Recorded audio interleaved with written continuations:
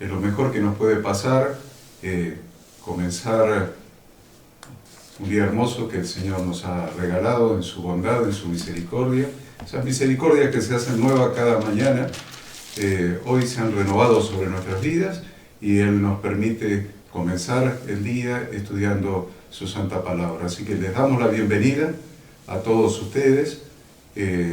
Nos gozamos de estar con ustedes y esperamos que el estudio de esta porción del Pentateuco les resulte de utilidad y que la palabra de Dios ilumine los corazones. Muy buenos días a todos, feliz día de reposo. Como decimos siempre, un privilegio para nosotros estar junto a ustedes, poder abrir las Escrituras con total libertad, dejando que el Espíritu Santo de Dios nos guíe a entender tanta enseñanza, tanta riqueza, tanta revelación. Y hoy abordando probablemente uno de los capítulos de la Biblia más, para algunos controversiales, para otros reveladores. Así que bueno, mucho trabajo por delante. No dejar tampoco de agradecer al pastor Enzo, que siempre está allí del otro lado ayudándonos con toda la parte técnica para que usted, donde quiera que esté, pueda recibir esta enseñanza, esta reflexión que sábado tras sábado hacemos juntos. Bueno, y hoy nos toca una porción que es la número 31. Para aquellos que les gusta numerarlas, sí, obviamente tienen números, son 54. Esta es la número 31. La número 31 se llama Emor, que quiere decir diles. Exactamente. Diles, Y en una fecha especial, porque estamos así, caminando ¿hacia dónde? Estamos caminando rumbo a Pentecostés, lo que tradicionalmente se ha denominado la cuenta de Homer. Exacto, Homer. Día 28. Y hoy estamos en el día 28 de esa cuenta, que es hacia la fiesta de las semanas. La fiesta de las semanas. El nombre bíblico de la fiesta es la fiesta de las semanas. El nombre que se derivó de la traducción al griego fue Pentecostés, que quiere decir 50. Pero en realidad son, vamos a ver después, dentro de un rato. En un ratito. 7 semanas más un día. Exactamente. Y 7 semanas más un día da 50, así que si le llamamos la fiesta de las semanas, está bien.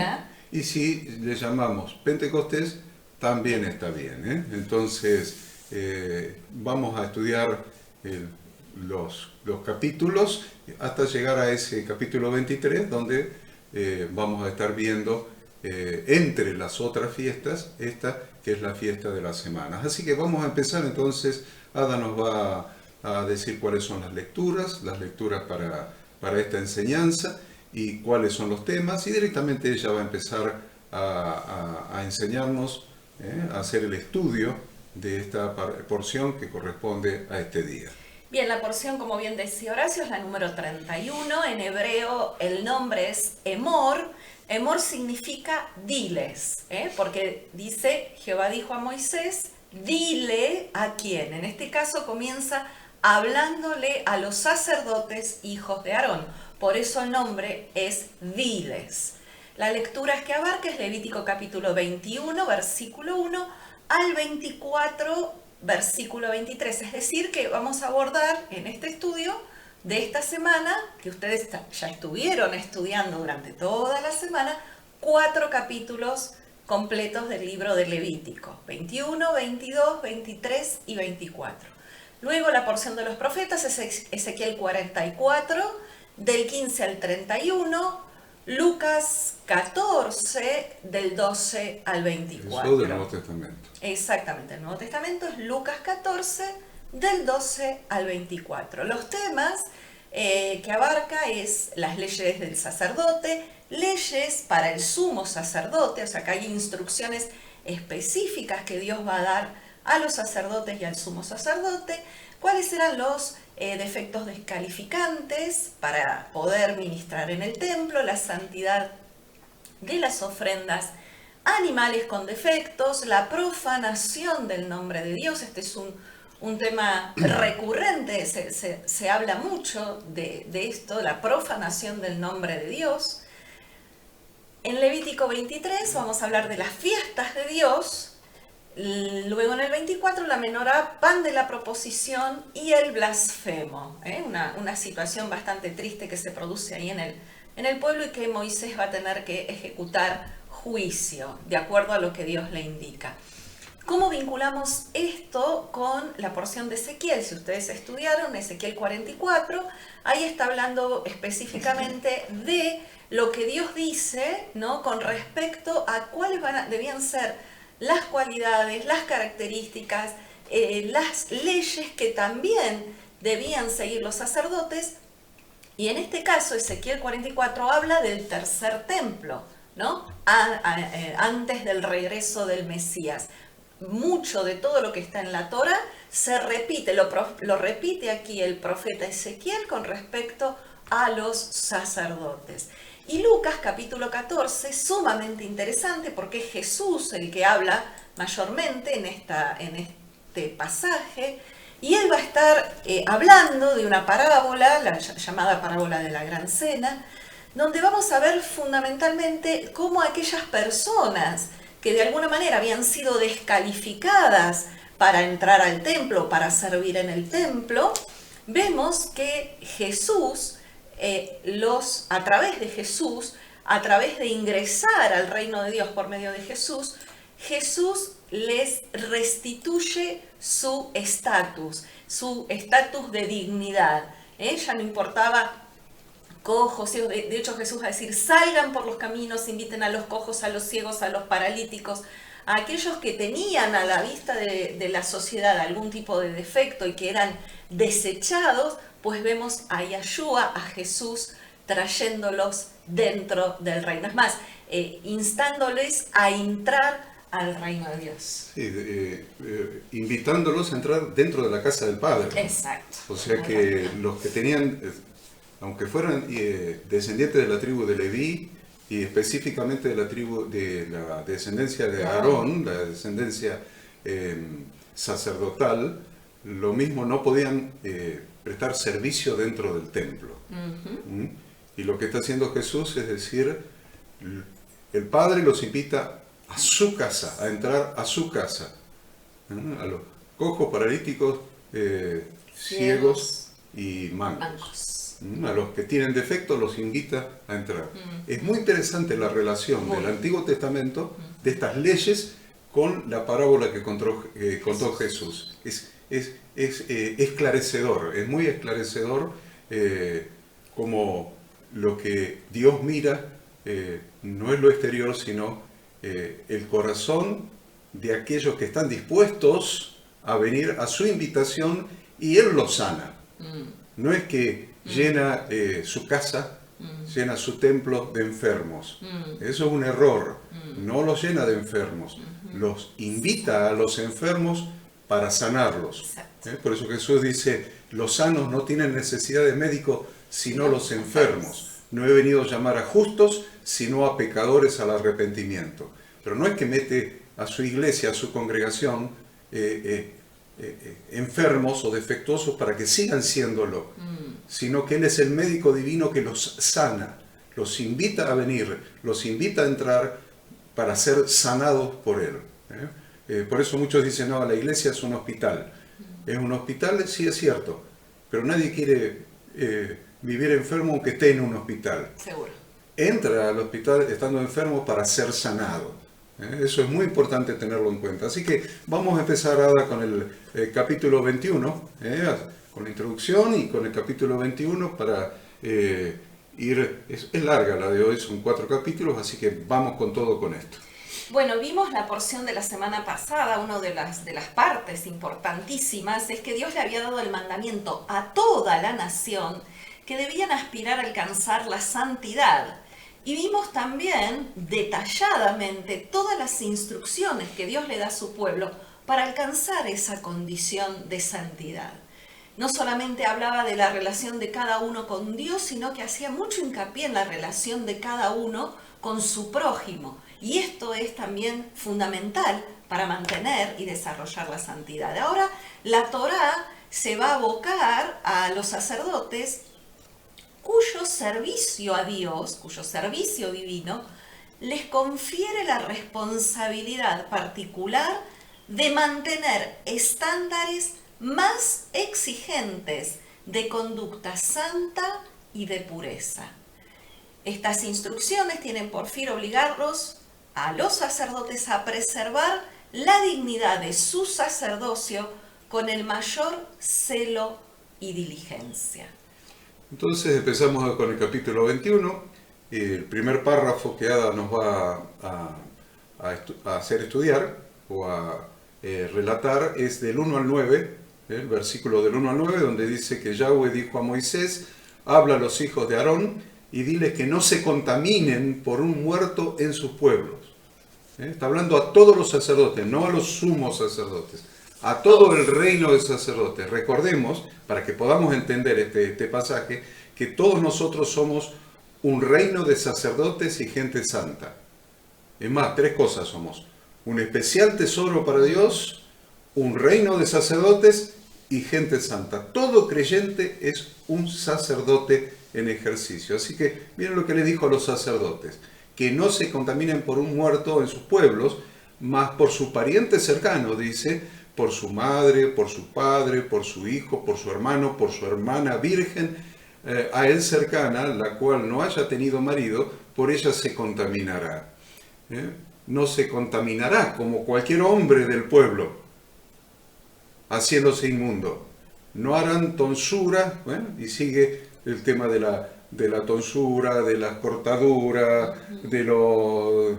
expresiones de duelo exageradas. Exacto, rasguños, y después habla de no profanarán el nombre de Dios, con las ofrendas encendidas para Jehová y el pan de Dios ofrecen los sacerdotes. O sea, no pueden hacer estas cosas, contaminarse, porque son sacerdotes. Eso es lo que estamos diciendo ahí, ¿no? No pueden contaminarse porque son sacerdotes, porque ofrecen ofrendas a Dios. Entonces usted ve, lo tiene ahí en su Biblia, ahí abierta la Biblia, mire del 1 al 9, bueno, y Ada nos dice a qué se refiere estos 9 versículos. Sí, básicamente vemos en Levítico mucho hincapié en el tema de la contaminación ritual, ¿no? Entonces acá les habla a los sacerdotes de esta contaminación ritual. Y los sacerdotes tenían que acercarse a Dios más que nadie dentro del pueblo y familiarizarse con las cosas sagradas, por lo cual debían guardarse de cualquier cosa inmunda a una mayor distancia que los demás. O sea, vimos las instrucciones que los israelitas no podían contaminarse o no debían contaminarse, tratar de no contaminarse. Pero los sacerdotes mucha más atención tenían que prestar a este punto. Acordémonos que siempre decimos, ¿no? Dios es un Dios de vida y no un Dios de muerte. Deben cuidar de no contaminarse en el duelo por los difuntos. Los sacerdotes no deben hacerse incapaces, ¿no? O sea, la impureza ritual es lo que los hace incapaces para entrar en el santuario, a no ser que se tratara de los familiares más cercanos. Por eso ahí hace la lista de cuáles eran esos familiares. Vemos que las únicas excepciones en cuanto a contaminación con cadáver son las que están relatadas a mí con respecto a su propia familia.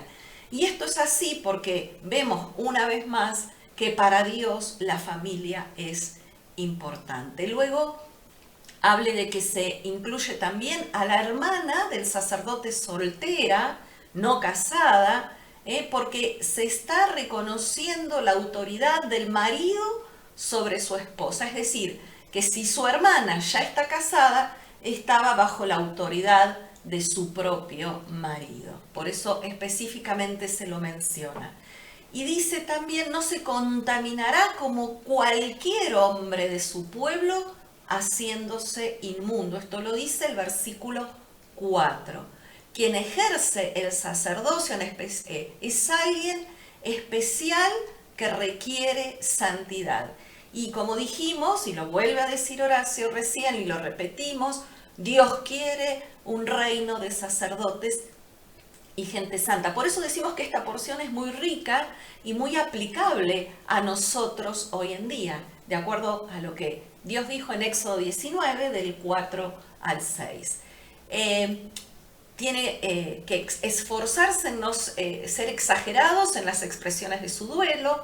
Habla de que no se harán tonsura en sus cabezas, incisiones en la piel, como señal de luto. O sea, esto era una costumbre pagana, lo de las tonsuras, que eran una especie de corte especial acá arriba de la cabeza, o lastimarse físicamente. Eso era algo que los paganos hacían, pero los ministros de Dios deben ser modelos de paciencia bajo la aflicción, aun cuando se trata de la muerte de los familiares más próximos. Aunque los sacerdotes tienen muchas responsabilidades y más privilegios a veces que los demás israelitas, no tienen ni tienen el derecho de abdicar su puesto o renunciar a sus funciones.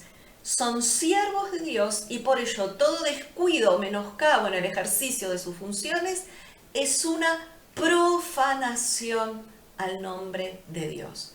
Por este motivo, porque ellos son de alguna manera representantes de Dios, intermediarios de Dios entre el pueblo y Dios, por ese motivo deben llevar elevados estándares de conducta y de moral.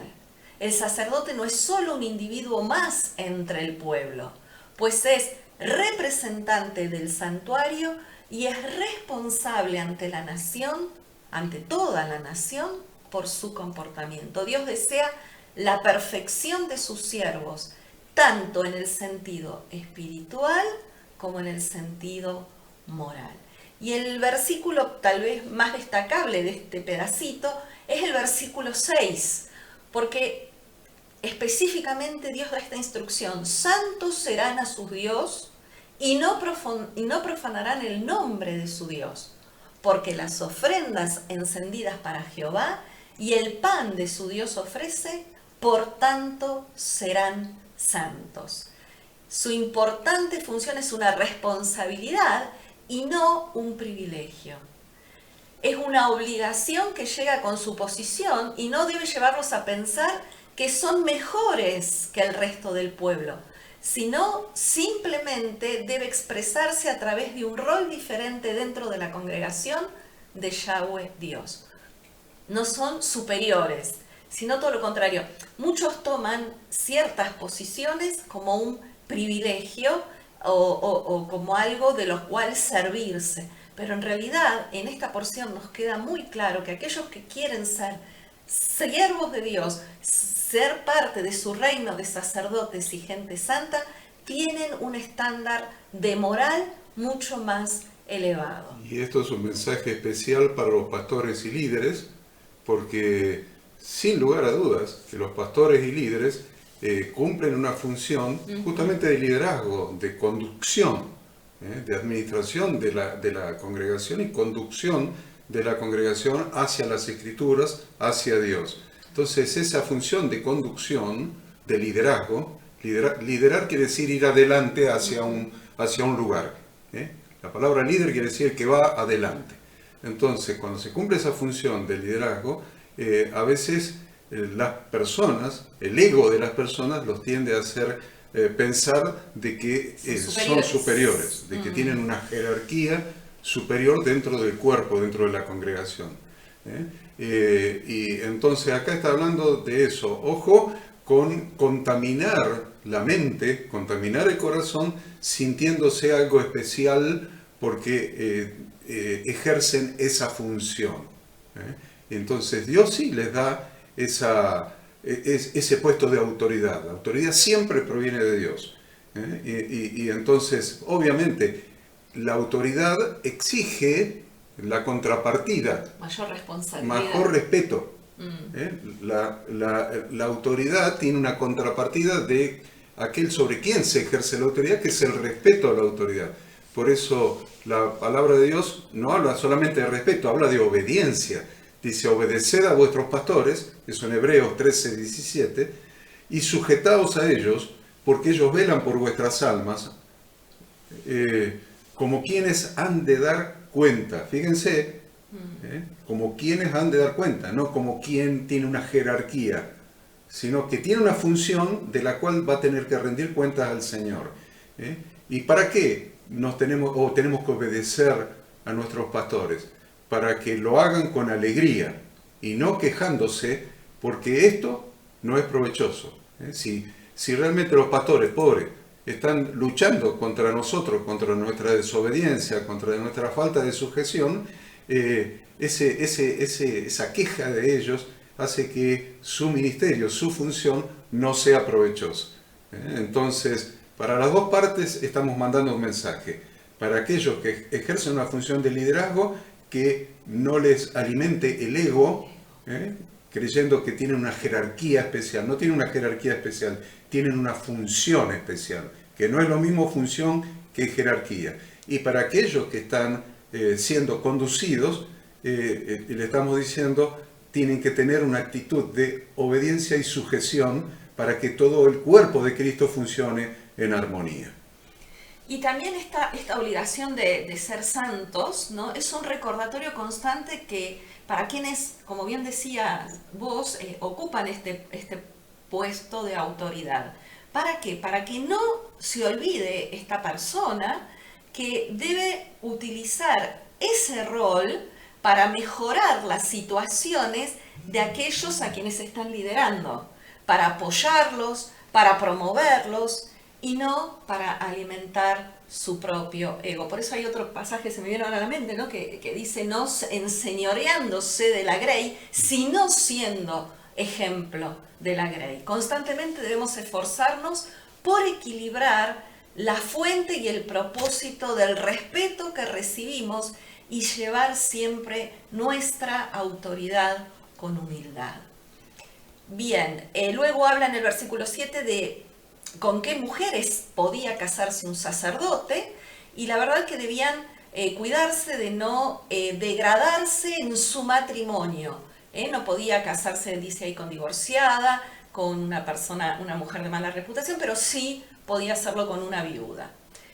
Bien, y luego dice el versículo 9, la hija del sacerdote, si comenzara a fornicar a su padre, deshonra, quemada será al fuego. A ver, en realidad esto parece bien duro, simplemente la intención es establecerlo como una medida preventiva, es decir, exhortando al sacerdote a que enseñe Torá a su hija para que su hija no peque. Sus hijos deben evitar hacer algo que los deshonre, especialmente, acá está hablando de las hijas, pues como miembro de una familia sacerdotal, la hija del sacerdote tenía el privilegio de poder comer de las cosas santas, de las ofrendas que vamos a ver en el capítulo que viene, en el capítulo 22, y obviamente ella, la hija del sacerdote, fue educada en santidad.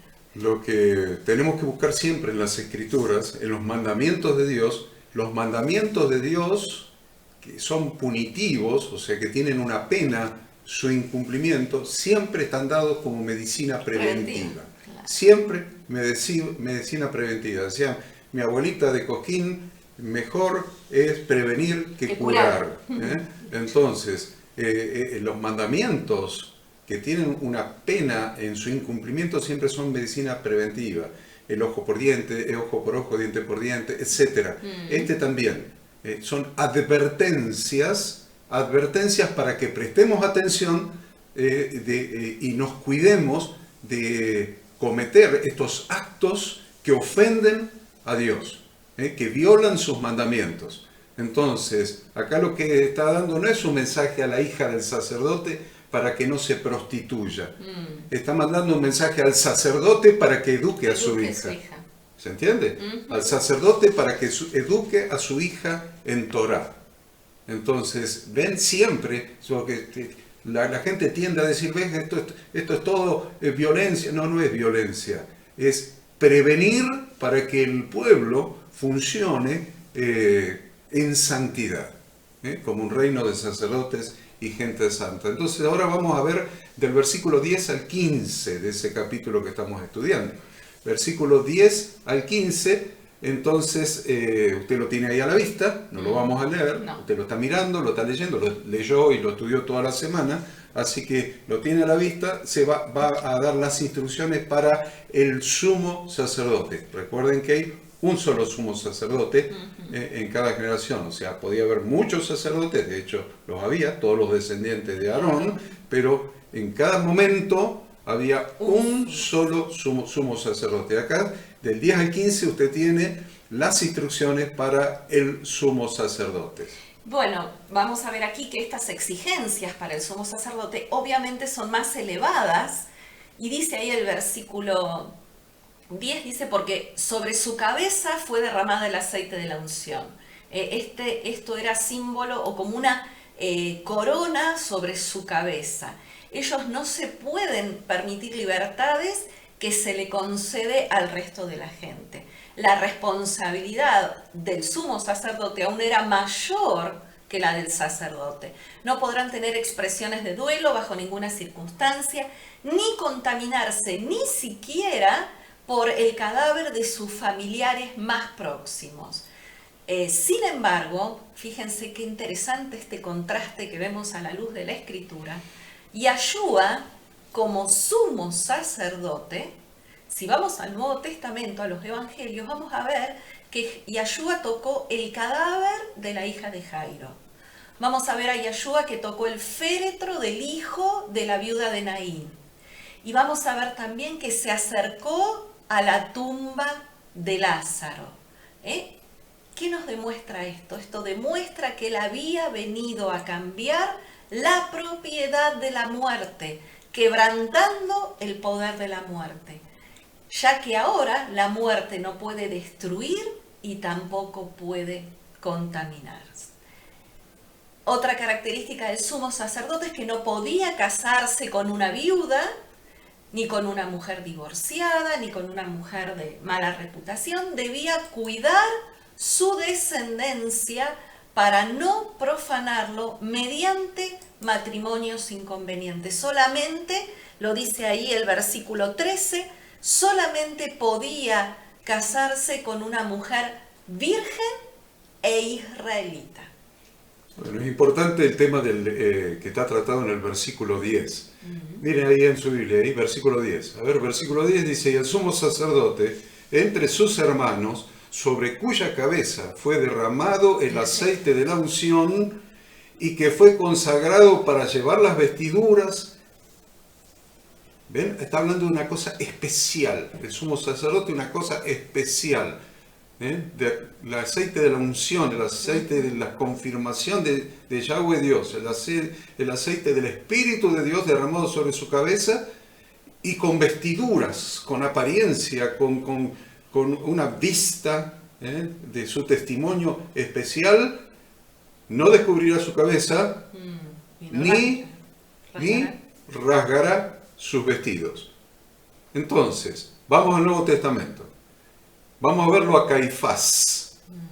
Caifás, el sumo sacerdote, cuando Jesús fue entregado esa noche a juicio por el Sanedrín. El Sanedrín, 70 sabios que eran presididos por un número 71 que era el sumo sacerdote. Jesús fue juzgado por el Sanedrín bajo la dirección del sumo sacerdote Caifás. Ahora, yo quiero decir unas cosas, una transferencia de sumo sacerdote. Así como cuando Jesús fue bautizado por Juan el Bautista, que era sacerdote, entonces un sacerdote bautizó a Jesús, y Dios envió el aceite de la unción al abrirse el cielo y mandarle el Espíritu Santo y confirmarlo con sus palabras. Acá Caifás estaba definitivamente renunciando o perdiendo su condición de sumo sacerdote y transfiriéndosela a Jesús, el sumo sacerdote según el orden de Melquisedec. ¿Dónde vemos eso? Vemos, mírenlo a Caifás, ¿qué no podía hacer un sumo sacerdote? No podía rasgar sus vestidos. Y dice allí en Mateo 26:62 que levantándose el sumo sacerdote le dijo a Jesús, ¿no respondes nada? ¿Qué testifican estos contra ti? Mas Jesús callaba. Entonces el sumo sacerdote le dijo, te conjuro por el Dios viviente, que nos digas si eres tú el Cristo, el Mesías, el ungido. el ungido, el Hijo de Dios. Jesús le dijo, tú lo has dicho. Y además os digo que desde ahora veréis al Hijo del Hombre sentado a la diestra del poder de Dios, viniendo en las nubes del cielo. Entonces el sumo sacerdote, Caifás, rasgó sus vestiduras. Rasgó sus vestiduras diciendo, ha blasfemado, ¿qué más necesidad tenemos de testigos?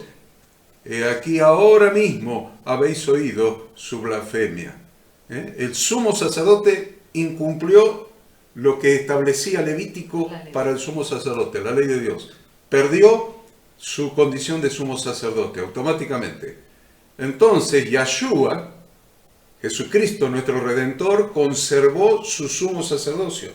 Jesucristo lo conservó. Fue consagrado sumo sacerdote según el orden de Melquisedec, así como dice el libro de los Salmos, por Dios en el cielo. Y lo conservó aún después de ser crucificado. Si usted mira Juan 19:23, va a ver cuando los soldados hubieron crucificado a Jesús, tomaron sus vestidos e hicieron 4 partes, una para cada soldado. Tomaron también su túnica, ahí tienen. Tomaron también su túnica, la cual era sin costura, de un solo tejido de arriba a abajo. Entonces dijeron entre sí, no la apartamos, si no echemos suerte sobre ella, a ver de quién será. Y dice, esto se hizo para que se cumpliera la escritura, que dice, repartieron entre sí mis vestidos y sobre mi ropa echaron suerte, y así lo hicieron los soldados. Entonces, el sacerdocio, el sumo sacerdocio, fue confirmado a la persona de Jesucristo. Es importante que entendamos esto porque el cumplimiento de la Torá es Jesucristo. Es Jesucristo. Él cumplió todos los mandamientos de Dios. Él vivió en santidad y por eso pudo redimirnos. Entonces, vamos a los versículos 16, tiene abierta su Biblia ahí, versículos 16, 17, 18, 19, 20, 21, 22, hasta el 24, del 16 al 24. A ver que ahí encontramos aquellos defectos que descalifican, se llaman defectos descalificadores o, como dice Ada, descalificatorios. ¿Cómo es el asunto Ada, de estos defectos tan graves que descalifican? A ver. Bien, la verdad es que como el sacerdocio pertenecía, como bien lo estuvimos explicando vez tras vez, a una sola familia, dijimos la familia, toda la familia de Aarón, vinculado en exclusivo a la línea masculina de esta familia por todas las generaciones. Podía pasar a través del tiempo que alguno que otro padeciese algún defecto de tipo físico. Entonces ahí están listados esos defectos y se establece la prohibición de realizar el servicio a aquellos sacerdotes que tengan alguno de los defectos enumerados. Sin embargo, es muy interesante, Dios permite que ellos siguieran viviendo del altar, es decir, podían comer junto con los demás sacerdotes, porque ellos no eran culpables de estos defectos físicos y por lo tanto debían alimentarse, ¿no? Y si lo llevamos también a aplicarnos a nuestra vida hoy, o a aquellos que sirven a Dios hoy, cuán incapaces son de servir al Señor aceptablemente aquellos cuyas mentes y cuyos corazones están manchados y deformados por algún vicio que los domine. Son indignos de ser llamados al ministerio, quienes son, desde el punto de vista espiritual, ciegos, cojos, jorobados, cuyos pecados los hacen deformes y escandalosos. Entonces son defectuosos por los pecados y no por los defectos físicos. O sea que lo que está en Levítico es una figura, es algo para que entendamos que no se puede servir en el santuario teniendo defectos. Sin embargo, vemos que la interpretación no se está refiriendo a defectos físicos. A una pierna más corta que la otra, se está refiriendo a defectos que produce el pecado en nuestra alma. Cómo nos deforman, cómo nos degeneran, cómo nos apartan de esa imagen de hombre perfecto, creado imagen y semejanza de Dios. Bien. Eso es lo que el pecado hace en nosotros. Bien, luego habla allí en el versículo 2 de el mutilado, Esto es incapaz de tener hijo, y la verdad que son indignos del ministerio quienes son incapaces de multiplicarse espiritualmente en otros, es decir, lo que nosotros llamamos tener hijos espirituales, aquellos que son incapaces de tener una descendencia espiritual. Por eso, en el Nuevo Testamento se le presta especial atención a aquellos que llaman a quienes fueron engendrados espiritualmente como hijo o hijitos. Vamos a ver a Pablo llamando a Timoteo amado hijo Timoteo, o el apóstol Juan hablando de hijitos. Entonces, la importancia de esta descendencia espiritual para aquellos que sirven al Señor. ¿Ven el concepto de mutilado? Lo ven claro. El mutilado no podía servir en el santuario. Entonces, ¿hoy a dónde lo traemos? Aquellos que no son incapaces de reproducirse en otros. Aquellos que no son capaces de tener hijos espirituales. Aquellos egocéntricos que creen que ellos recibieron la revelación, la unción y todo, y están al frente ellos solos, y bueno, y el día que se mueran se quedaron sin descendencia espiritual porque son tan egocéntricos que no están levantando hijos espirituales para que continúen la obra del Señor. Entonces, creo que eso es lo que pasaba por la cabeza del etíope eunuco cuando se encontró con Felipe. ¿Se acuerdan ese que estaba sobre los tesoros de la reina Candace y habían ido a adorar a Jerusalén? Bueno, fue a adorar a Jerusalén, pero no pudo entrar en el templo. ¿Saben por qué no pudo entrar en el templo? Porque era eunuco, estaba mutilado. Entonces fue a adorar, cumplió las fiestas que vamos a ver en Levítico 23, estaba cumpliendo una de las fiestas, y había subido a Jerusalén a adorar, pero no pudo entrar en el templo. Es muy fuerte lo que le pasaba a este hombre por ser mutilado. Entonces, ahora podemos entender ese conflicto que había en su mente, en su corazón. Ese conflicto. Venía, era un jerarca, había ido con su carro, con su custodia, había subido a Jerusalén conforme al mandamiento de la Torá, pero no pudo entrar en el templo. Entonces venía, se le aparece Felipe, que lo lleva al Espíritu Santo a que se ponga al lado del carro. ¿Entiendes lo que lee? ¿Cómo voy a entender si nadie me explica? Era un soberbio porque tenía jerarquía. ¿Qué voy a entender si nadie me lo explica? Bueno, haceme un lugarcito en el carro que yo se lo explico, le dijo Felipe. Subió al carro, le explicó. Y entonces el eunuco le dice, ¿de quién habla? ¿Del profeta? ¿De él o de algún otro? Entonces él le predica el evangelio de nuestro Señor Jesucristo. Y vino la prueba de fuego.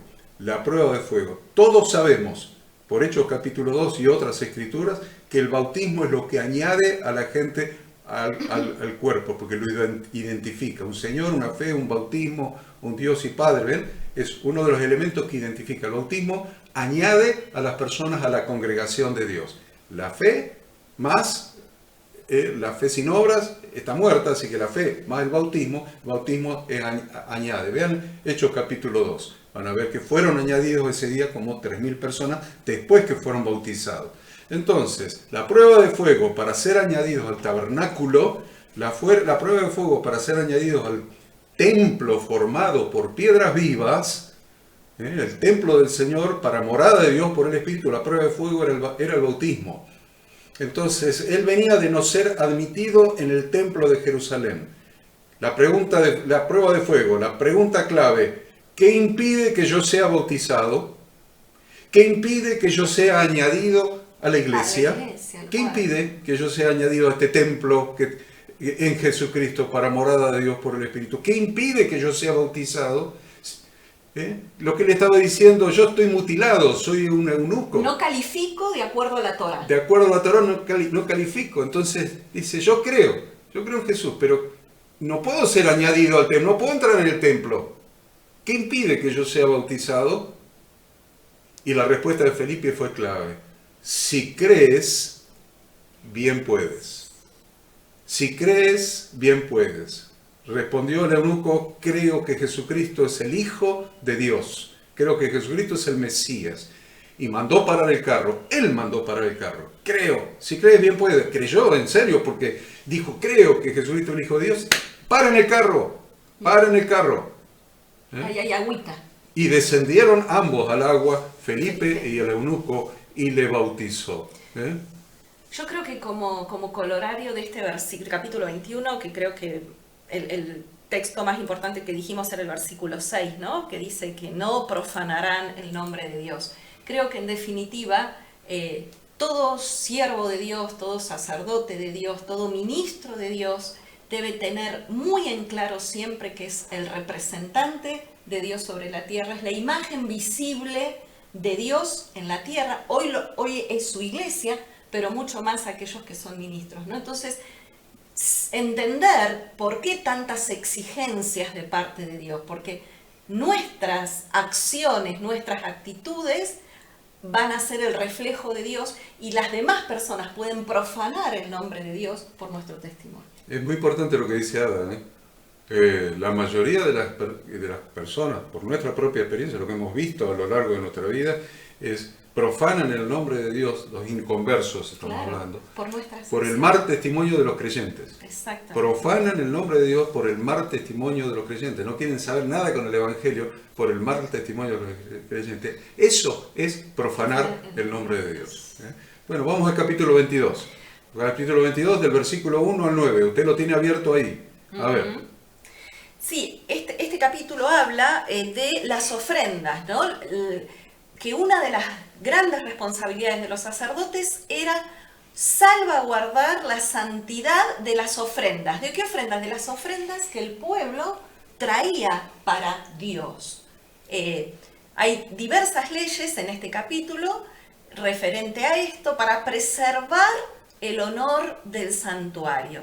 Se insta al pueblo a evitar la contaminación de carne sacrificial y de las ofrendas de las cosechas. Había responsabilidad de parte del sacerdote de cuidar esas ofrendas y responsabilidad del pueblo de no profanar esas ofrendas. Toda vez que los sacerdotes se contaminaban, lo vimos, ¿no? Debían retirarse del servicio para no contaminar y descalificar las ofrendas que el pueblo de Israel había apartado, había santificado para traerlas a Dios. Los sacerdotes tenían el derecho de participar de estas ofrendas, de comer de estas ofrendas, porque esa era su porción que Dios les había asignado y por lo tanto debían tratarla con el debido respeto. Esto obligaba a todo sacerdote a preservar la pureza de estas ofrendas con mucho esmero y a temer cualquier cosa que pudiera profanar esas ofrendas. Esto a su vez hacía que el pueblo tuviese mayor respeto hacia las cosas santas. Y fíjense qué interesante, ¿no? Porque el pueblo que básicamente se dedicaba a la agricultura y la ganadería, ¿sí? Ellos trabajaban la tierra física y compartía su abundancia con el sacerdote, que su tarea principal es labrar la tierra espiritual, este complemento perfecto de funciones. Luego dice el versículo 3, diré a todo varón de vuestra descendencia que se acerque a las cosas sagradas que los hijos de Israel consagraron a Jehová, teniendo inmundicia sobre sí, será cortado de mi presencia y está firmado, yo Jehová, yo Yahweh. Entonces, no podemos acercarnos al servicio a Dios, como también lo decíamos hace un rato, teniendo inmundicia sobre nosotros, lo cual nos impulsa a examinar qué es lo que llevamos sobre nosotros cuando nos acercamos a Dios. Dice Yahshua claramente que lo único que debemos llevar sobre nosotros es su yugo. Es muy importante esto porque el sacerdote en su servicio no debía, se acercaba a Dios con las cosas sagradas que los hijos de Israel consagraban a Yahweh. Versículo 3. Que se acercare a las cosas sagradas que los hijos de Israel consagraban a Yahweh. y dice que teniendo inmundicia sobre sí, será cortado de mi presencia. Y esto es un llamado de atención a aquellos líderes de la congregación. Los líderes de la congregación se acercan a Dios llevando las cosas sagradas que los hijos de Israel consagran a Dios. Sus peticiones, su consagración, sus expectativas, sus necesidades fundamentalmente. Todo lo que esa gente que estás mirando ahí adelante tuyo, todo lo que esa gente viene y trae como sacrificio a Dios, sus necesidades fundamentalmente, y vos estás liderando a esa gente para llevarlas a Dios. Entonces, ojo que esas cosas que trae esa gente, pues decir, no, pobre gente, lo único que trae son necesidades, enfermedades, falta de dinero, conflictos, problemas, pero te lo está trayendo y vos sos el responsable de esas ofrendas, llevarlas delante de Dios, de llevar a esas personas, a esa gente al trono de Dios. Ojo, que si vos tenés inmundicia sobre vos, lean el versículo 3, dice, diles, dice Dios, todo varón de toda vuestra descendencia en vuestras generaciones, está hablando de los sacerdotes, que se acercare a las cosas sagradas que los hijos de Israel consagran a Yahweh, teniendo inmundicia sobre sí, será cortado de mi presencia yo, Yahweh. Entonces, muchas veces el mismo líder es el que está contaminando a la gente. El mismo líder está contaminando las ofrendas de la gente. ¿Por qué? Porque él está contaminado. Porque él no vive de acuerdo a las instrucciones de Dios. ¿Por qué? Porque la única carga que puede llevar un líder, un sacerdote de Dios, es el yugo de Jesucristo. Es el yugo de Jesucristo. No puede llevar otra carga sobre sí. No puede llevar conflictos matrimoniales, problemas de pecado, problemas de debilidades, problemas de todo lo que lo contamine a ese líder. Se tiene que limpiar, tiene que sacar esa levadura, porque la única carga que puede llevar un sacerdote de Dios es el yugo de Jesucristo. Por eso Jesucristo decía, llevad mi yugo sobre vosotros. ¿Qué lleva? ¿Inmundicia sobre él o lleva el yugo de Jesucristo? Llevar el yugo de Jesucristo. Venid a mí, todos los que estáis trabajados y cargados, y yo os haré descansar. Llevad mi yugo sobre vosotros y aprended de mí, que soy manso y humilde de corazón, y hallaréis descanso para vuestras almas. Porque mi yugo es fácil y ligera mi carga. Entonces, el yugo de Jesucristo, el yugo del Mesías, el yugo del ungido de Yahweh, tiene el propósito de que cada uno de nosotros aceptemos de manera absoluta sus interpretaciones, que pensemos, o sea, no solamente lo que él enseñó de la Torá, como él interpretó la Torá, sino también que sintamos y que vivamos como él vivió. De la misma manera, que pensemos como él pensaba, que nuestro corazón sienta lo que él sintió, que se humilló a sí mismo, que tomó forma de siervo. Entonces, si muchos de los líderes son capaces de humillarse a sí mismos y tomar forma de siervo, ojo con estar contaminando a la congregación de Yahweh. Y que nosotros también podamos enseñar a llevar el yugo del Mesías. Y tal vez tenga que ver con un cuidado responsable de las ofrendas, porque al día de hoy las personas traemos ofrendas delante del Vos Señor. hablás de las ofrendas económicas. Claro, en el caso de las ofrendas materiales, económicas o materiales. Sí, son porque, económicas. Claro, hay una responsabilidad en la administración, creo yo, en el cuidado especial. No derrochar, no despilfarrar. Creo que también está relacionado con eso. Sí, no estando el pastor Enzo, que iba seguro a meter el dedo ahí. Me iba a encantar hablar de esto. Yo me esquivé el bulto, pero ya que Ada lo menciona, ¿qué hace con las ofrendas materiales? Con el dinero que la gente pone, dice, no, pero se lo da a Dios. Mentira. Nadie le da a Dios plata, dinero, porque él es dueño de todo. Claro, sea billete verde, cara chica, cara mediana, cara grande, faja azul, euros, lo que sea, yuanes. Nadie le da dinero a Dios. Sáquense eso de la cabeza. Dele a Dios lo que nadie le da dinero a Dios. la gente cuando da sus ofrendas se la da al cuerpo, porque el cuerpo, diezmos y ofrendas se lo da al cuerpo. El cuerpo es el que necesita el dinero para poder funcionar. No Dios, Dios funciona sin dinero, porque Él es dueño de todo. Entonces se lo da al cuerpo. Y ojo con lo que haces con el dinero que la gente trae como ofrenda al templo, al cuerpo. Si te lo gastás como si fuera tuyo, entonces estás haciéndote inmundo, estás llevando una carga de inmundicia, estás descalificado como siervo de Dios. Eso es lo que quiere decir. Y haces inmunda la ofrenda. Y haces inmunda la ofrenda que la gente trajo. Está clarísimo acá en Levítico. No quería hablar del dinero. Ay, perdón. Pero la Hada me impulsa eso.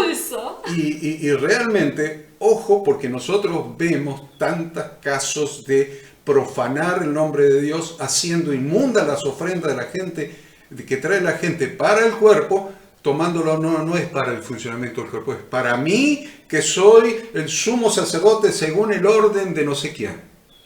Fíjate según el orden de quién sos sumo sacerdote. Porque hay un sumo sacerdote según el orden arónico, no lo sos, no sos descendiente de Aarón. Según el orden de Melquisedec, es solamente Jesucristo. Pensá bien, si estás profanando las ofrendas que la gente trae para Dios, sos sumo sacerdote según el orden de quién. Lo dejamos ahí. Vamos a avanzar, porque la Hada que me metió en el asunto ya se está asustando. Sí, claro, un poquito. Entonces, el yugo de Jesús son sus mandamientos, sus instrucciones, su estilo de vida, su manera de vivir, su manera de pensar, su manera de hablar, su manera de obrar. Entonces, un discípulo que está bajo el yugo de Jesús tiene que hacer estas 4 cosas. Memorizar la palabra que enseñaba Jesús, la cual es la Torá de su Padre. En segundo lugar, adoptar su interpretación de la Torá. En tercer lugar, imitar su modelo de ministerio. Y en cuarto lugar, multiplicar su enseñanza en discípulos propios. No ser un mutilado espiritualmente, sino que producir descendencia. Producir descendencia es multiplicar la enseñanza en discípulos propios. Es un trabajo. Lo que has aprendido de mí, lo que has oído y aprendido de mí, esto manda y enseña a hombres idóneos que sean capaces de enseñar también a otros. ¿Ven? Multiplicarse en las futuras generaciones. Vamos a los versículos. El versículo 7, mira el versículo 7, después le dejo a hablar de la terumá, del versículo 10 al 16, pero el 7 para mí es muy importante, porque cuando el sol se pusiere, dice, será limpio, y subraye, cuando el sol se pusiere, será limpio, y después podrá comer las cosas sagradas porque su alimento es. ¿Qué quiere decir cuando que la persona es inmunda hasta que el sol se pone? Y después cuando el sol se pone será nuevamente limpio. Está hablándonos nuevamente a aquellos que cuestionan la forma de contar los días de Dios, que lo quieren contar que el día empieza a las 12 de la noche, como en nuestro calendario. A las 12 de la noche termina el día y empieza un nuevo día. No, en el calendario de Dios es de anochecer a anochecer. Y acá se lo está ratificando otra vez a través de la instrucción que dio a través de Moisés. Cuando el sol se pusiera, significa que Dios cuenta los días de esa manera, que el día comienza a ponerse el sol, al anochecer,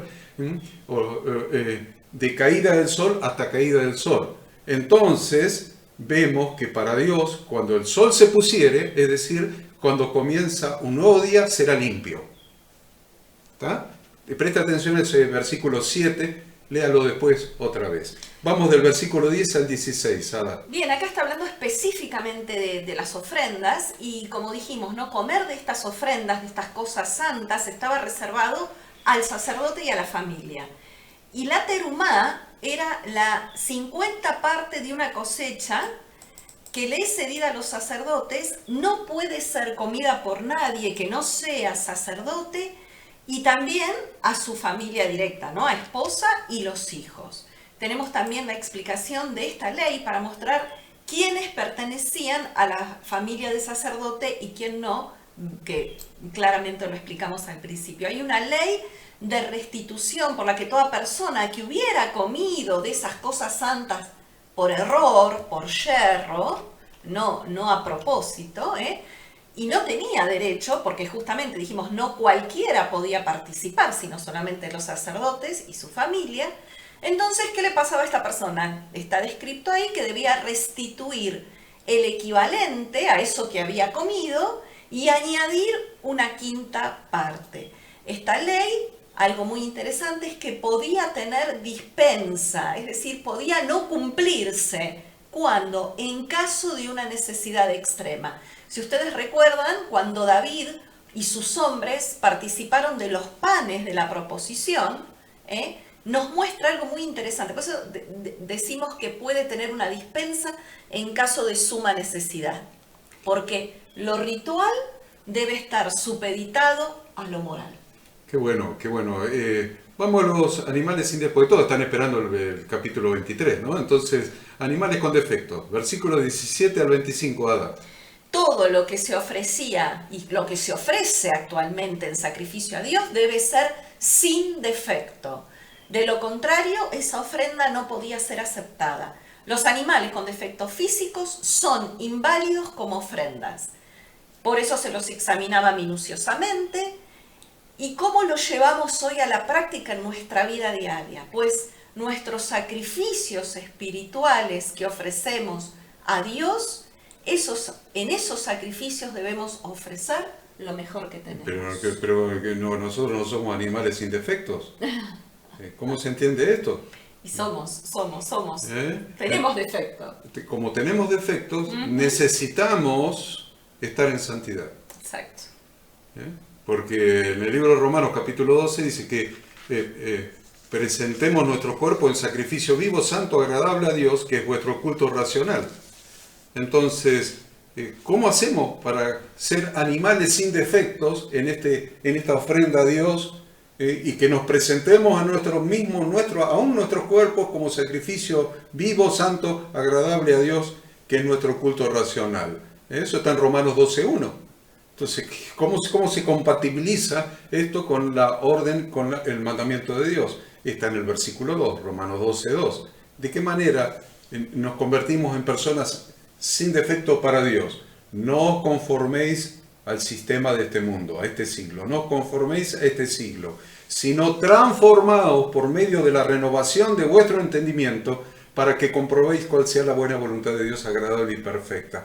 Las Escrituras, el estudio de la palabra de Dios va transformando nuestra mente y va quitando los defectos, porque los defectos nuestros no están en el cuerpo, nuestros defectos están en nuestra mente. Entonces, para presentarnos como sacrificio vivo, santo, agradable a Dios, necesitamos no adaptarnos al mundo, sino transformarnos por medio de las Sagradas Escrituras, transformar nuestra mente, renovar nuestro entendimiento. Es muy importante que usted anote eso de Romanos 12, 1 y 2. Entonces, vamos a saltear después el otro párrafo del 26 al 33. Eso está relacionado con Efesios capítulo 1, pero después vamos a los versículos 31 al 33, donde solamente vamos a decir 2 o 3 cosas. A ver. Sí, básicamente el versículo más importante de acá, de Levítico 22, es versículo 32, que dice: y no profanéis mi santo nombre, para que yo sea santificado en medio de los hijos de Israel. De esto ya estuvimos hablando un poco, porque nuestra actitud como representante va a ser que como los demás hablen de Dios.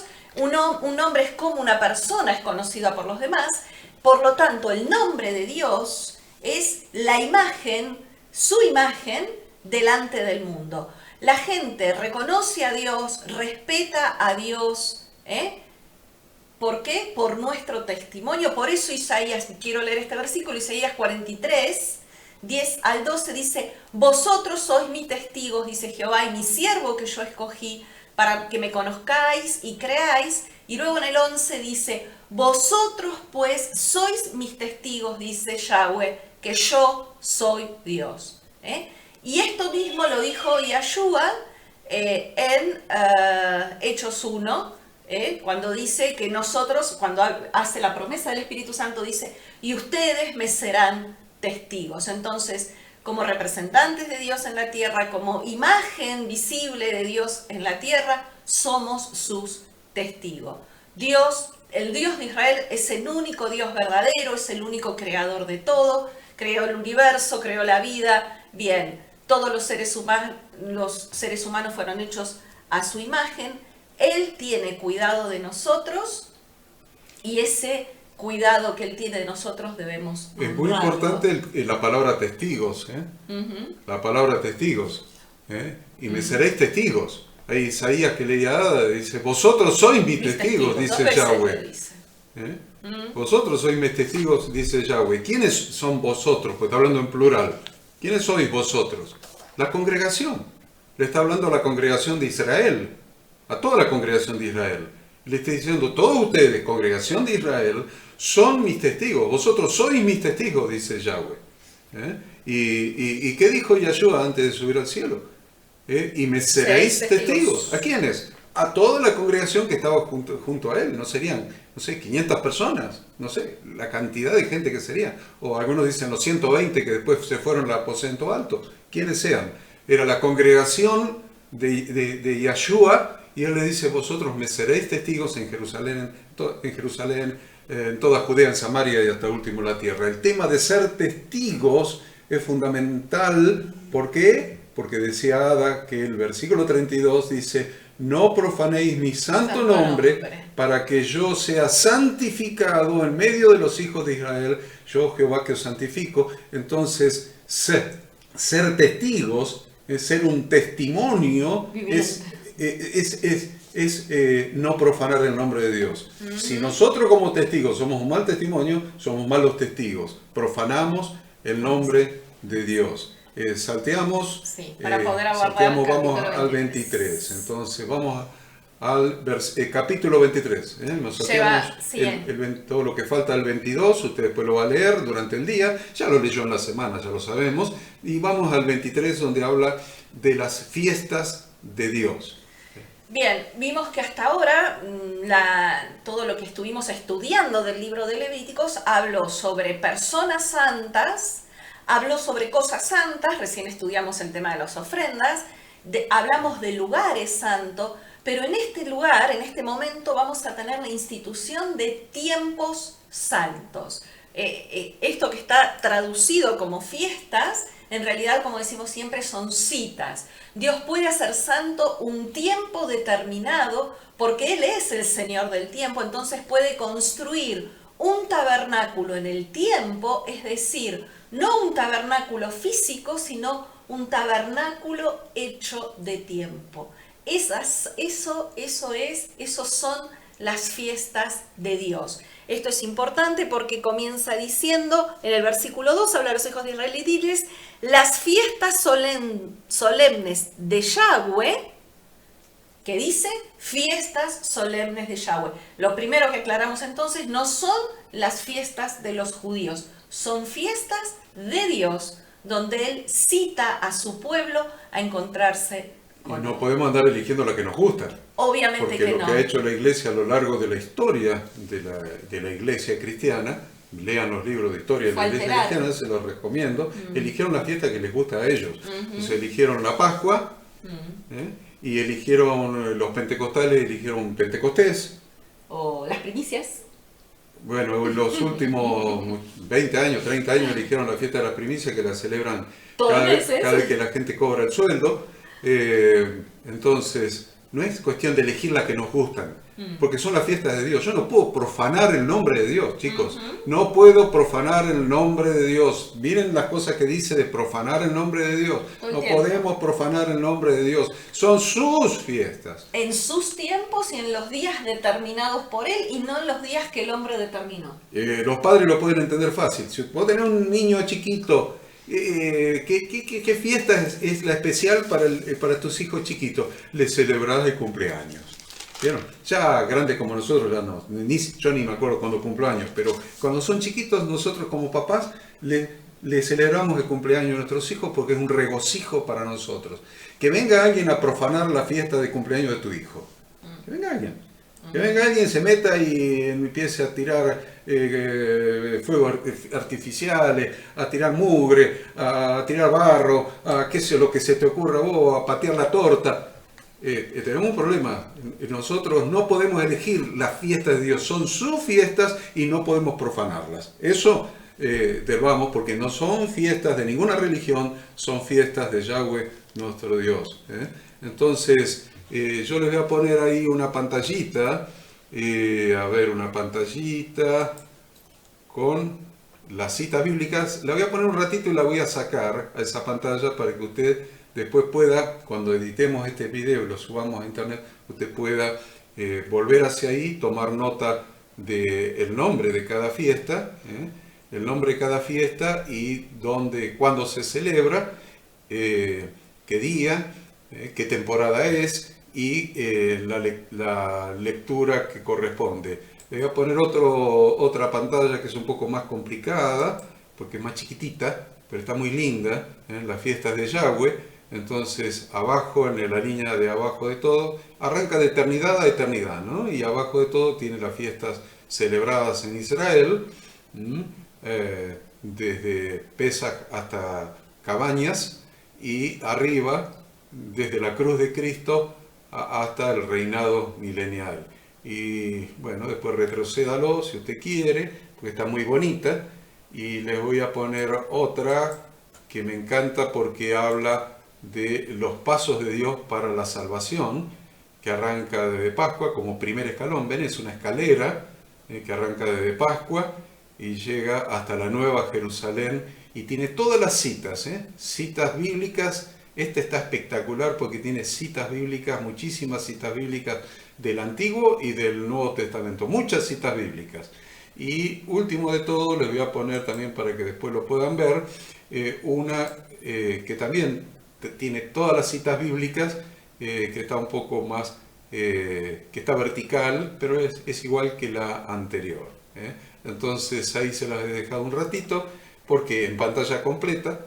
¿Por qué lo hice en pantalla completa? Para que después lo pueda leer cuando usted vea por segunda vez este estudio, o si no lo ve completo por segunda vez, por lo menos que busque esta parte para analizarlo, para estudiarlo. Entonces, ¿cuántas son las fiestas de Yahweh? Bueno, ahí está la discusión, si son 8 o son 9. Si son 8 o son 9. Y la discusión no está en los 8.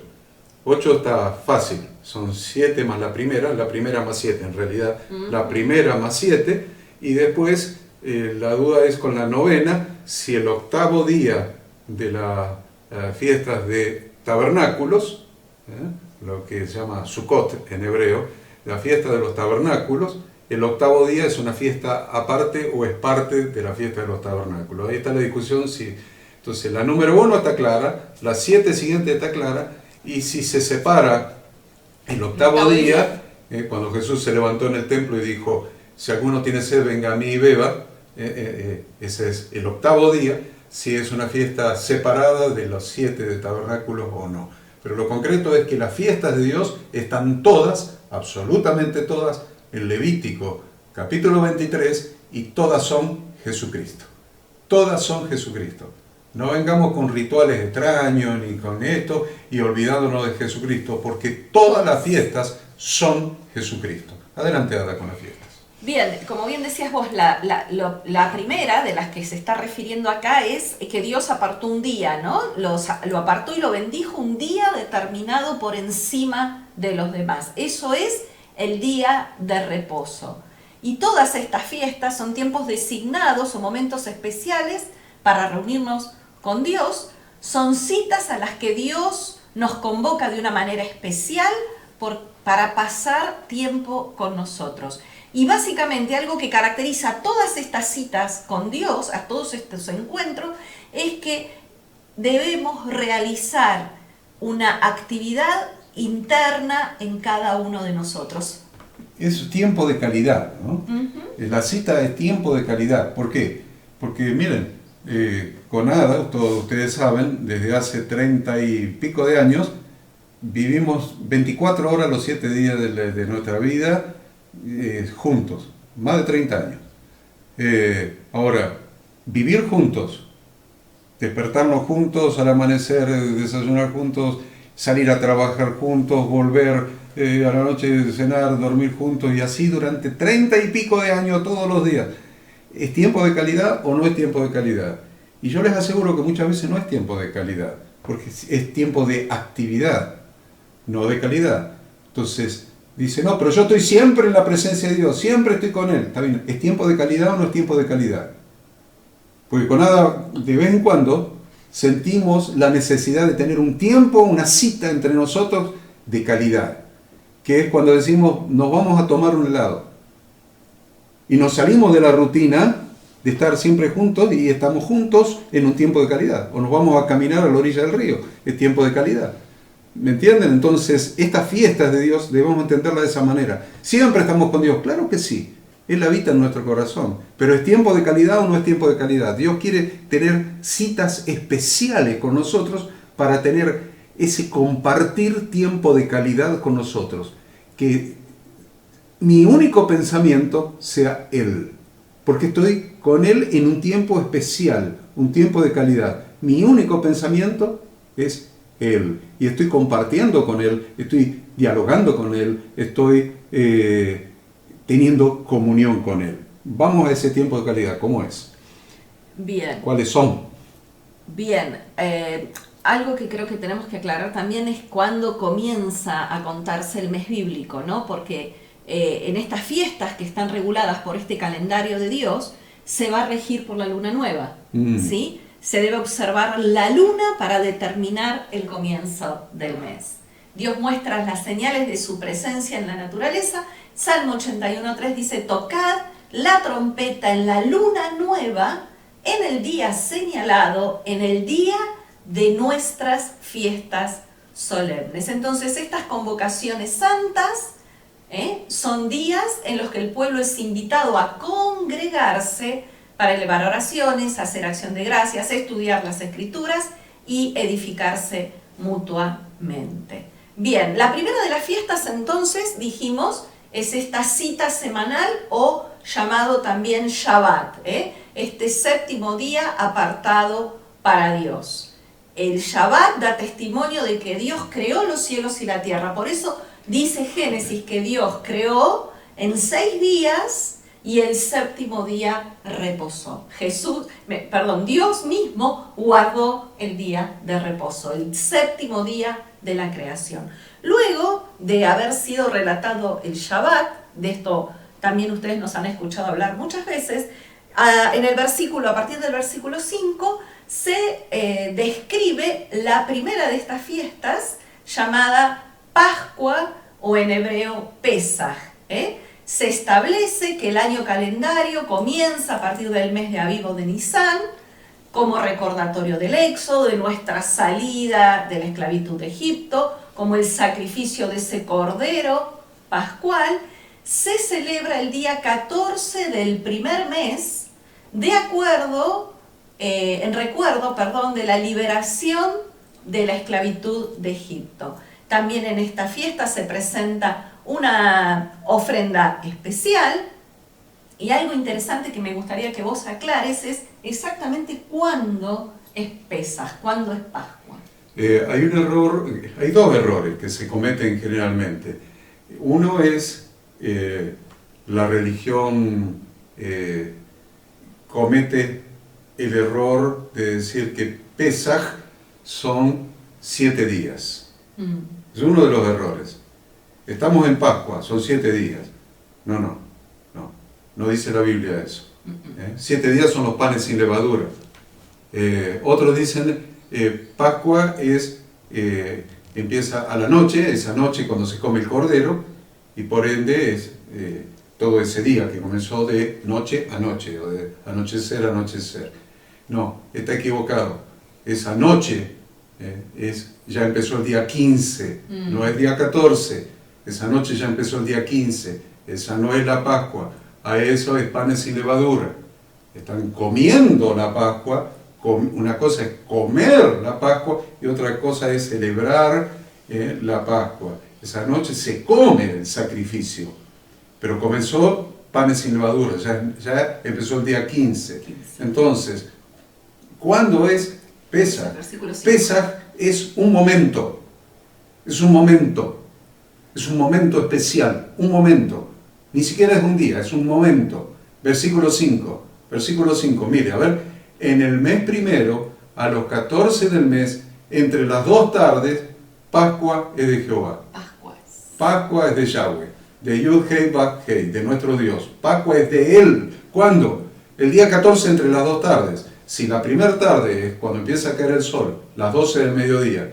La segunda tarde es el ponerse del sol, aproximadamente a las 6 de la tarde. Entre las 2 tardes, entre las 2 y las 6 de la tarde es las 3 de la tarde. ¿Saben cuándo es Pascua? El día 14 a las 3 de la tarde. Más, menos. Más, menos. Porque es desde el mediodía, cuando empieza a caer el sol, a declinar el sol, hasta que se pone el sol. Depende de la época del año, será a las 6, a las 7, a las 6 y media, lo que sea. Pero entre esas 2 tardes, el promedio, que vamos a tomar 12 y 6 de la tarde, a las 3 de la tarde, esa es Pascua. No es a la noche cuando comemos el Cordero Pascual. No es los 7 días siguientes donde sacamos la levadura de nuestra vida y de la iglesia y del mundo. No. Es ese momento en que Jesús entregó su espíritu. Ese momento en que Jesús murió a este cuerpo y llevó todos nuestros pecados, pagó el precio de nuestra redención con su muerte, porque la paga del pecado es muerte. Entonces, no nos confundamos con la Pascua. Esta noche, la noche de Pascua, no es noche de Pascua. La Pascua es a las 3 de la tarde. A la noche empezó panes sin levadura y estamos comiendo el Cordero Pascual, pero no es la Pascua. La Pascua es Jesucristo y es su muerte, su sacrificio como Cordero de Dios, que quita los pecados del mundo. Entonces, que quede claro, esto usted lo va a tener en Lucas capítulo 23, de los versículos 44 al 46. Cuando era como la hora sexta, hubo tinieblas sobre toda la tierra hasta la hora novena. Si la hora se empieza a contar a las 6 de la mañana, la hora sexta son las 12 del mediodía, y si hubo tinieblas hasta la hora novena, o sea, hasta las 3 de la tarde, hasta la hora novena, y el sol se oscureció y el velo del templo se rasgó por la mitad. Entonces Jesús, clamando a gran voz, dijo: Padre, en tus manos encomiendo mi espíritu. Y habiendo dicho esto, expiró. Ahí tienen Pascua. Ahí tienen Pascua. La hora novena, la manera de contar del primer siglo, que son las 3 de la tarde, y yo le expliqué cómo se calcula. Entonces usted sabe cuándo es Pascua. Cuando Jesús expiró, porque pagó el precio con su propia vida de nuestra redención. Bueno, entonces dice, Yahshua celebró la Pascua con sus discípulos. Lo hizo la noche anterior, pero claro, ya había empezado el día 14. ¿Vieron qué diferente que es la noche del 15 y la noche del 14? Claro, celebró la Pascua con sus discípulos la noche anterior, porque ya había empezado el día 14, había empezado el día de su sacrificio. Entonces sí, claro que celebró la Pascua con sus discípulos. No la celebró el día cuando empezó panes sin levadura, la celebró cuando empezó la verdadera Pascua, porque Él iba a ser sacrificado. Si no se entiende, el año que viene lo vamos a estudiar más profundamente con más tiempo. Versículo 6 al 8 le habla de panes sin levadura. ¿Cómo es el asunto de panes sin levadura? Sí, ahí en esos 2 versículos habla claramente de los 7 días. 3 versículos, 6 al 8. Perdón, del 6 al 8, a los 7 días que se debía guardar esta fiesta, y dice específicamente que el día primero y el día séptimo de la fiesta de panes sin levadura es santa convocación. O sea, toda la comunidad se reúne al comienzo de pan sin levadura y al fin de pan sin levadura. Fíjense la diferencia con Pesaj. Pesaj es una fiesta familiar, mientras que pan sin levadura el primer día y el séptimo día, santa convocación. Y como bien decía Horacio, es símbolo de la levadura que debemos sacar de nuestra vida, de nuestra congregación, de nuestro hogar. Y ahí 1 Corintios 5, limpien pues de la vieja levadura para que seáis nueva masa, sin levadura como sois, porque nuestra Pascua, que es Cristo, ya fue sacrificada por nosotros. Así que celebremos la fiesta no con la vieja levadura, sino con la levadura ni con la levadura de malicia y de maldad, sino con panes sin levadura, de sinceridad y de verdad. Esta fiesta también la explicamos claramente hace poco tiempo, ¿no? Cuando hemos celebrado Pesaj, panes sin levadura. Subraya ahí en 1 Corintios capítulo 5, versículo 8, subraye, así que celebremos la fiesta. Subraye, así que celebremos la fiesta. Subráyelo en su Biblia. Porque lo que está mandando, celebremos, es un imperativo, tiempo verbal imperativo. Está dando una orden la Sagrada Escritura. Celebremos la fiesta. Dice, no, pero no hay que celebrar la fiesta. ¿Qué dice ahí? Celebremos. Celebremos. No, pero panes sin levadura. Lo celebramos, me preguntaba la otra vez. No sé quién me preguntaba. ¿Ustedes no comen levadura esos 7 días? ¿No comen pan con levadura? Y yo la miré a la hada y la hada me dice, sí, claro. Yo amaso. Sí, la hada todos los años, o la hada o Micaela, amasan todos los días el pan sin levadura. ¿Por qué?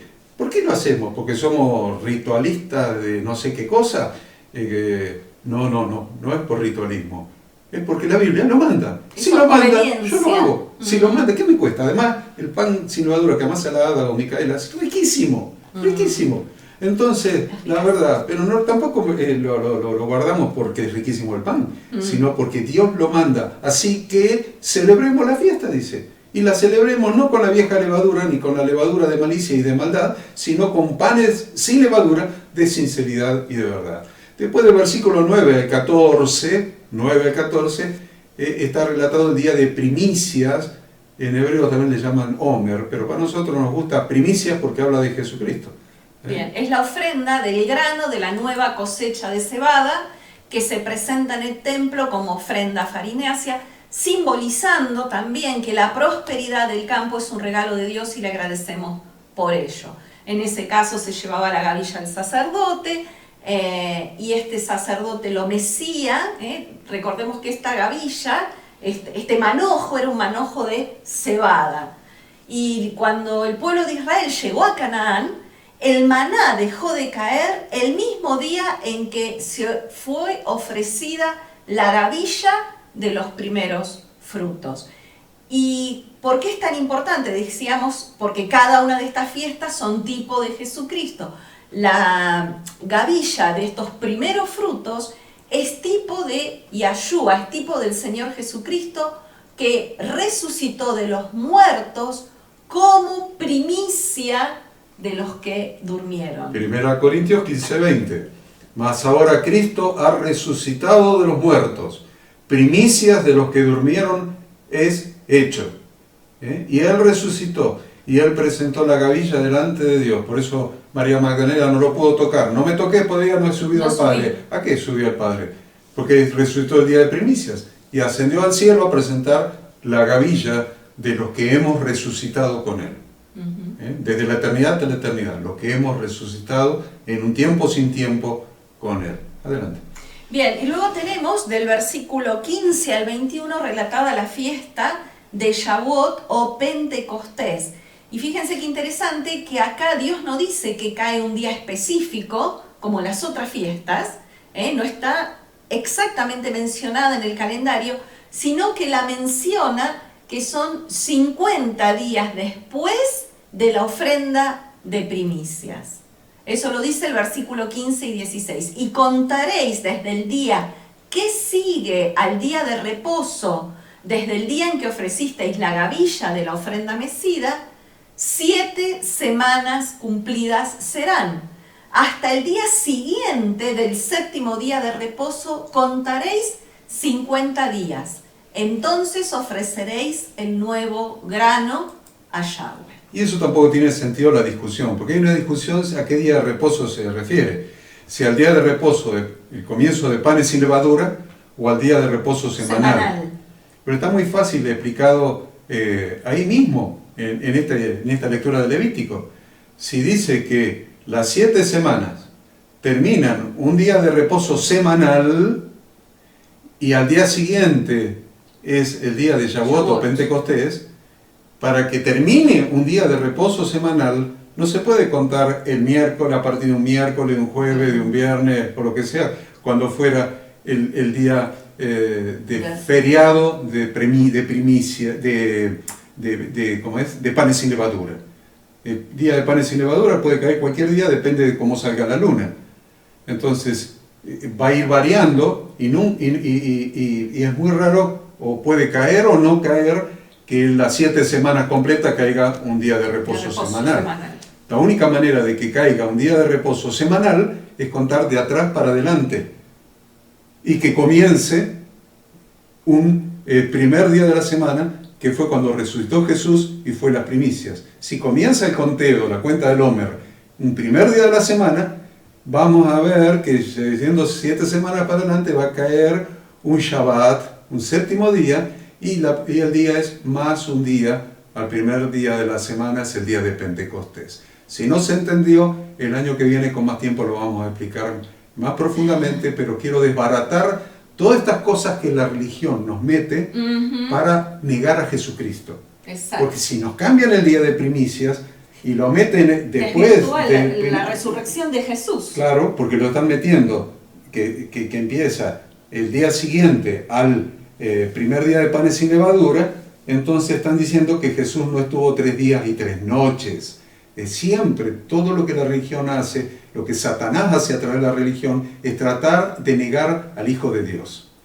Siempre. Entonces, aún cambiando las fechas, lo que está haciendo, como decir que murió un viernes y resucitó un domingo, cambiar la fecha es una obra satánica para negar que Jesucristo es el ungido del Padre, es el Hijo de Dios que vino a redimirnos. Y cambiar la fecha del día de primicias, nos cambia también Shavuot o Pentecostés, está basado en negar que Jesucristo es el ungido del Padre. Claro, es el Mesías. Es el Mesías. Bien. Y con estas 4 primeras fiestas se cierra lo que llamamos una temporada de fiestas, y es importante destacar que esas 4 fiestas fueron ya cumplidas por Yeshua. Bien, ¿por qué?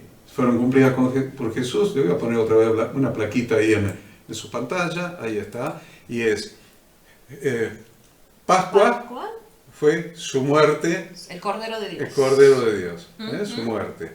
Después, panes sin levadura, Él murió y fue sepultado para sacar la levadura del pecado, por eso dice el Cordero de Dios, que hace que saca la levadura del mundo. Saca la levadura del mundo, quita los pecados del mundo. Y primicias es al tercer día, el primer segundo del día de primicias, Él resucitó, entonces, como primicias de los que resucitaron. Entonces, Jesús cumplió esas 3 fiestas, pero nos quedan 4. Nos queda día de trompetas. Y Shavuot, perdón, me salté. Shavuot, 50 días. Ustedes no se vayan de acá de Jerusalén, dijo Hechos capítulo 1. No se vayan de Jerusalén, quédense acá hasta que venga sobre vosotros el Espíritu Santo y me seréis testigos. Poder para ser testigos. Recibiréis poder. Bien, entonces, ahí está. 50 días después de primicias, de su resurrección, tenemos Pentecostés, Hechos capítulo 2. Ahí tenemos las 4 primeras. Faltan 3. Las 3 que faltan no están cumplidas todavía. Que es fiesta de trompetas, día de expiación y fiesta de los tabernáculos o cabañas, y el 8º día, si que la queremos separar. Entonces, para explicarlo, porque el tiempo se nos ha corrido, el día de trompetas es la segunda venida de Cristo. Porque sonará la trompeta, dice la Escritura. Sonará la trompeta. Y los muertos resucitarán primero. Y nosotros los que vivimos seremos transformados y recibiremos al Señor en las nubes y viviremos con Él para siempre. Sonará la trompeta. Acuérdense, sonará la trompeta, como en la parábola de las 10 vírgenes. Eso es el día 1 del mes séptimo. El día 10 del mes séptimo tenemos Yom Kippur o día de expiación, es día del juicio final, allá al tribunal del Señor, seremos juzgados, y después de encontrar nuestro nombre escrito en el libro de la vida, en el juicio, seremos salvos, y en el día 15 del mes séptimo vienen las bodas del Cordero, que la boda hebrea duraba 7 días, así que tienen los 7 días de la boda del Cordero, o Sukkot, o tabernáculos, y después viene el octavo día, que es un nuevo comienzo, un nuevo comienzo, la nueva Jerusalén, lo tienen ustedes en pantalla. Entonces, vamos a avanzar, porque como siempre nos vamos a pasar 5 minutos más de las 11:30, como para que Ada nos explique algo sobre el versículo 22. ¿Qué hace semejante versículo metido en el medio de todas las fiestas? El versículo 22, miren el versículo 22. ¿Qué hace ese versículo ahí? Dice, cuando segareis la miel de vuestra tierra, no segaréis hasta el último rincón de ella, ni espigarás tu siega, para el pobre y para el extranjero la dejarás, yo, Yahweh, vuestro Dios. ¿Qué tiene que ver eso, Ada? Bien, tiene que ver con la palabra hebrea que se dice o se menciona como sedaká, que significa solidaridad. Y tiene la raíz en la palabra sedek, que es justicia. Por lo tanto, sedaká combina solidaridad y justicia. ¿De qué se trata esto? Esto de dar es la restitución del derecho de un semejante a vivir con dignidad. La ayuda a quienes necesitan no es entonces un acto de bondad, sino que es una obligación ética, un acto de justicia conforme a varios textos. Por ejemplo, Levítico 19:9 dice, cuando siegues la mies de tu tierra, no segarás hasta el último rincón de ella, ni espigarás tu tierra segada, no rebuscarás tu viña, ni recogerás el fruto caído de tu viña, para el pobre y para el extranjero los dejarás, yo, Yahweh, vuestro Dios. Entonces fíjense, como estaban relacionadas estas fiestas con las cosechas, es por eso que después de una de las fiestas, de Shavuot, justamente, es que aparece este versículo. Obviamente el regocijo de la cosecha se expresaba en caridad hacia los pobres. Y vemos acá mencionadas dos formas de sedaká. Dice, por un lado, dice que el dueño del campo era el que debía dejar los rincones sin espigar. Entonces el dueño del campo no debe involucrarse en la distribución. Debe abstraerse de toda acción y dejar que sean los pobres los que lo tomaran por sí mismos. Esto tiene por objeto, el objetivo es hacer que el propietario del campo entienda que él no es la verdadera fuente de la beneficencia. Que no es el dueño. No es el dueño de eso que él está dejando. Simplemente fue el conducto a través del cual va a entregar esa bondad. Por lo tanto, se trata de tener conciencia de que toda nuestra riqueza y prosperidad emana del Creador. En consecuencia, las porciones que el Creador designó para los pobres deben ser vistas como algo que pertenece al pobre y no a nosotros. Por lo tanto, decimos, nada de lo que tenemos es nuestro, todo es del Señor.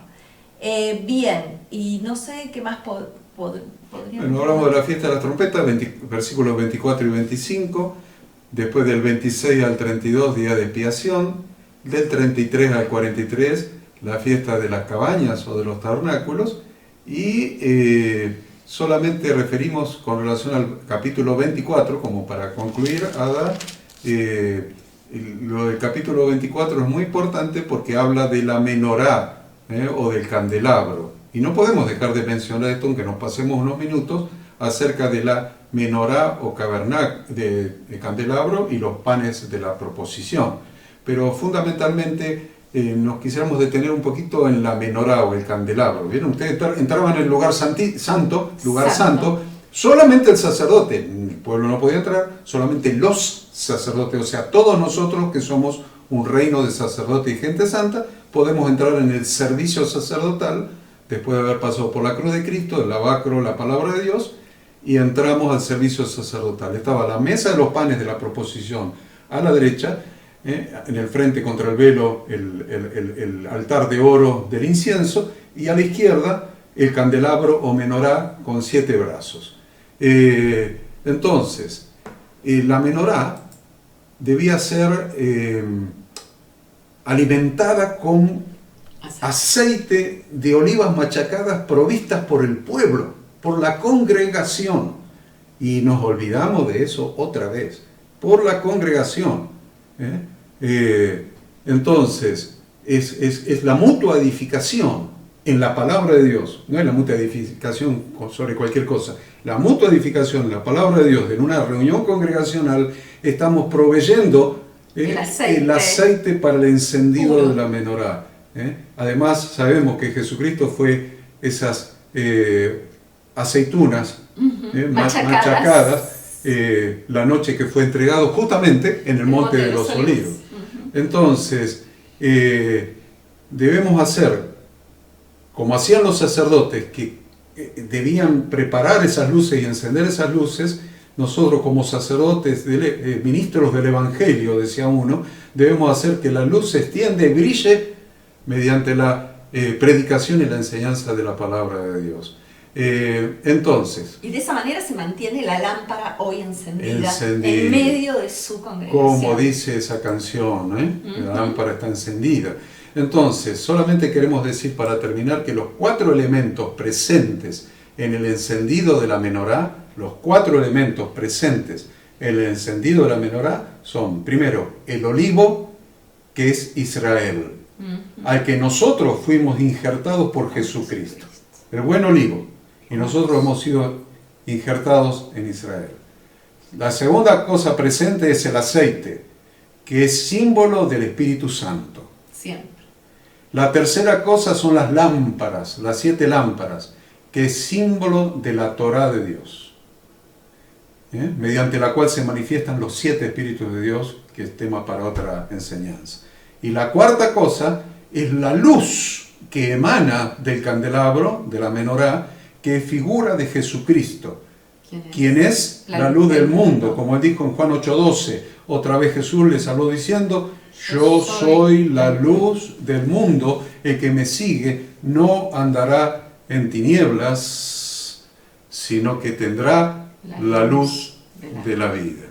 Con esto creo que terminamos hoy, nos queda la mitad sin desarrollar, pero ustedes tienen... el resto del día. Han tenido toda la semana. Exacto. Y tienen ahora el resto del día como para seguir en esta cita con Dios de cada 7º día y cita con los hermanos de la congregación para escudriñar las Escrituras y, como dije recién, machacar las aceitunas para sacar el aceite fresco en la mutua edificación en cada congregación. Bendiciones para todos. Gracias por estar, Dios los bendiga, disfruten y edifíquense en este día de reposo. Nos vemos la semana que viene. Shabbat Shalom.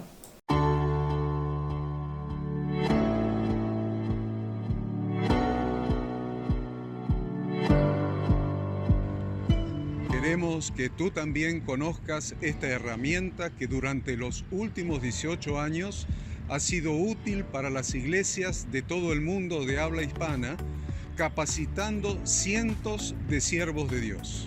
Las formas de aprender están cambiando y Ministerio Bíblico Internacional, a través de su facultad bíblica, brinda programas de formación ministerial bíblica, teológica y práctica para la multiplicación y edificación de la iglesia 100% online. Respondiendo a las necesidades de hoy, para aquellos que no cuentan con la posibilidad de asistir a clases presenciales, donde quiera que estés, en todo lugar, recibirás el material de estudio y verás las clases en vivo y on demand, accediendo a través de tu celular, PC, tablet o Smart TV. Recibe tu capacitación en las siguientes carreras: diplomado en teología para maestros de grupos de evangelismo y discipulado, licenciatura en teología pastoral, diplomado en teología y práctica ministerial para pastores, líderes y servidores. Súmate a los pastores que han organizado un grupo de estudio tutorial a distancia en la congregación con estudiantes locales y de las otras iglesias de la zona. Esta es tu oportunidad como seguidor de Cristo para comenzar tus estudios y completar tus exámenes desde la comodidad de tu hogar y en los horarios que tengas disponibles. Súmate al liderazgo de este tiempo y adquiere las habilidades, herramientas y valores necesarios para impactar el mundo con la palabra de Dios y transformar la vida de aquellos que creen al Evangelio. Para más información, ingresá a facultadbiblica.edu.